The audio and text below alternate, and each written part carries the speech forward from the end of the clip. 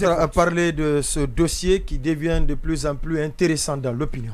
Oui, on a eu le privilège dans cette émission de donner des détails que personne d'autre n'avait donné auparavant. C'est important. Et ce que je voudrais dire d'entrée, c'est que le président doit faire beaucoup attention, et parce que je commence à douter un peu de son intransigeance, et parce que j'apprends qu'il y a d'autres directeurs qui doivent être convoqués. Je ne sais pas si cette fois-ci c'est une convocation ou une invitation. En tout cas, la première fois c'était une convocation. Il était très en colère, vert de colère. Et donc, d'autres directeurs vont être reçus. Ce qui m'a été dit, c'est que le président ne veut pas donner l'impression que les directeurs qui ont été convoqués, ce sont ces directeurs-là qui sont les feignants donc, du pays. Et ça, c'est très grave. Quand on peut faire croire de telles choses à un président de la République, et l'initiative, ce qui a amené le président de la République à envoyer cette première convocation, c'est bien évidemment une insatisfaction d'une prestation. Voilà, une insatisfaction d'une prestation. Alors ça c'est un premier volet. Donc les autres directeurs n'ont qu'à se préparer, parce qu'ils vont être invités, mais cette fois-ci c'est pour aller bavarder et échanger amicalement, fraternellement avec le président de la République, mais pas les admonester. Et par rapport à l'éclairage public, oui, parce qu'on en a parlé, le président avait demandé au directeur général de l'EDG de finir les travaux avant la fin du week-end. Le moratoire, c'était le dimanche passé. Et peut-être que le président a été convaincu que ce n'était pas possible. Que ce n'était pas possible. Et parce qu'on nous a dit qu'il y a des commandes qui sont faites, il y a ceci, il y a cela. Et puis le partenaire sur la route Le Prince est en désaccord avec l'EDG sur la qualité. Et ce partenaire-là, on doit l'écouter, on doit l'entendre. Tout le week-end, je l'appelais. Mais malheureusement, on n'a pas pu se voir, et parce que estime qu'on est en train de lui retirer un contrat pour donner à des proches. À des proches. Et parce que c'est localement. C'est-à-dire que c'est une entreprise, il a le privilège d'avoir, il a le mérite d'avoir une entreprise locale qui fabrique des poteaux localement. Et donc on veut lui retirer pour donner à une entreprise qui va importer. Qui importe. Donc où est la place de contenu local dans ce cas? Il dit que lui il crée de l'emploi. Donc il paye des impôts à l'État guinéen.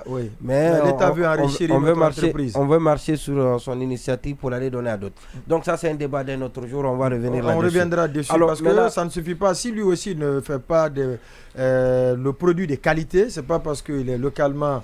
Il a localement mis en place une entreprise que la commande va... de toutes les façons, comme vous le dites... on va approfondir le débat. Allez-y, comme vous l'avez dit. On avance. Ce qui est vrai, d'abord, il faut saluer cette initiative du président de la République d'éclairer la capitale. Et ceux qui sont passés sur la route Le Prince la nuit, et même sur l'autoroute jusqu'à Kaloum, seront fiers, bien évidemment, de leur capitale. Il y a quelqu'un qui le disait que l'éclairage public, c'est comme l'aménagement, c'est un salon public.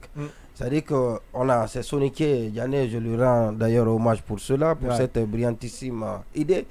Non, c'est quelqu'un de brillant. Oui, que le salon c'est personnel. Donc chacun a son salon. Et s'emploie à rendre son salon très agréable. Donc son salon très beau. Mais l'éclairage public, comme c'est l'État, c'est un salon public, et c'est l'État qui doit se charger de l'esthétique de ce salon public. Et c'est pourquoi l'éclairage public... Au nombre des objets, les lampadaires jouent un grand rôle. Voilà, absolument. Les lampadaires jouent un grand rôle. Ça, je suis d'accord. Les lampadaires. Donc je dis, c'est une très bonne initiative. Mais ce qu'on est en train de voir sur l'autoroute, on n'a pas eu l'occasion d'en parler parce qu'on n'a pas de répondant à l'EDG. Ce qu'on voit sur l'autoroute, je ne sais pas, ce n'est pas en tout cas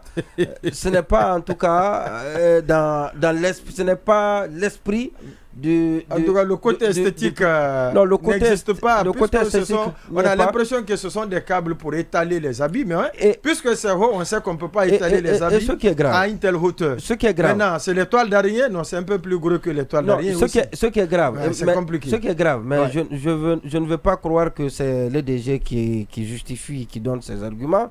Que c'est provisoire. C'est-à-dire qu'on est en train de gaspiller de l'argent parce que le président de la République a donné des injonctions, a fait une remarque comme l'a fait remarquer tout à l'heure Marwan. Donc vous vous précipitez, vous hâtez les pas à satisfaire le président en engageant, en utilisant de l'argent comme si c'est jeté en l'air.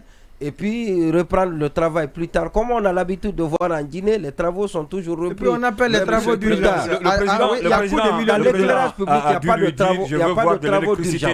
Il n'y a pas de travaux d'urgence dans l'éclairage public. Vous le faites une fois, vous ne devez pas revenir là-dessus, sinon que pour changer les ampoules. Donc c'est la maintenance. Voilà, c'est la maintenance. Maintenant, il y a une tranchée qui avait été faite dans le terre-plein. Ça, on a vu ça. On a arraché les poteaux, les anciens poteaux. On est en train de remettre les mêmes anciens poteaux. Je ne sais pas comment ça se passe. Et puis, la tranchée qui a été faite là, elle est refermée. Est-ce que ça a été refermé avec les câbles, toutes les installations? On ne sait pas. D'accord. Mais on se plaît de mettre un fil là-haut et pour non, mais c'est vraiment désagréable. On a dû lui dire que dans les 24 heures qui suivent, il faut qu'il y ait le courant. On est content pour la lumière, mais cette façon de faire, le travail qui est fait, il faut. Il est désagréable. Je veux bien avoir plus d'explications. Oui, alors, pour moi, rien du tout ne va dans ce dossier-là, du début à la fin. Déjà, depuis le décaissement, parce qu'on nous a parlé du contournement de la procédure normale pour que l'argent soit mis à disposition. Exactement. Donc pour moi, déjà, il y a un gros dysfonctionnement. Si aujourd'hui, quand on parle de refondation, il peut y avoir un directeur qui peut cacher la vérité, pour être poli, qui peut cacher la vérité en disant que des travaux ont été faits à 80% sans rien craindre en retour, c'est qu'il y a un sérieux problème. Donc aujourd'hui, pourquoi ce n'est que quand le président remarque que effectivement l'éclairage n'a pas été assuré comme ça a été promis, que cette personne est convoquée pour lui mettre un moratoire? Comment elle peut faire en si peu de temps ce qu'elle n'a pas pu faire tout ce temps-là? Déjà là, il y a une incohérence, il y a quelque chose qui ne va pas. Pour moi, à la place du colonel, au lieu de donner un moratoire à cette personne-là, il faudrait plutôt la démettre de ses fonctions ou la sanctionner et mettre une personne capable de faire un travail correct. L'argument qui dit que ce n'est que temporaire, comme Monyouma l'a dit, pour moi, c'est inacceptable. C'est utopique. Non, mais on ne peut même pas accepter cela, c'est-à-dire... C'est la notion du cercle vicieux. C'est ce que les gens disent. Comme on n'a pas eu de DG pour nous dire pourquoi ils ont procédé de cette façon ainsi. Donc, les gens le disent, c'est des commentaires qui ne sont pas à ce jour démentis. En fait, ce n'est pas approprié. On est à mesure, on a le droit de commenter ces commentaires-là. Exactement. En fait, aujourd'hui, j'aurais compris même que ce directeur-là soit honnête avec le président en lui disant non, le travail, le bon travail qui doit être fait, qui est correct aujourd'hui, si on doit le faire, ça ne pourra pas être exécuté en tel délai, donc donnez-moi assez de temps, ou lui-même dire qu'il ne peut pas faire l'affaire, comme ça il quitte. Parce qu'aujourd'hui on sait très bien que nos installations là sont très bancales, il y a des camions qui circulent avec des voitures, les populations risquent encore d'en pâtir. Il a dit tout à l'heure, 2 personnes ont péri du côté de la cité de l'air. Donc je pense quand le fil s'est coupé.